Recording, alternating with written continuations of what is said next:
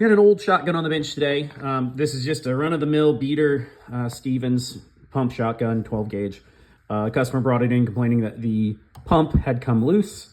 The pump tube here that the plastic forearm rides on, the welds in here, it's spot welded.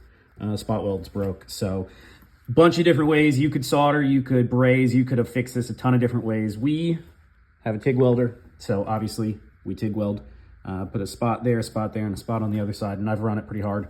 It'll last longer. It'll probably honestly last longer than the spot welds that they put on the original clamping the two pieces together. So cheap, $45 fix. Customer should be happy. This thing will run for another 15 years, hopefully.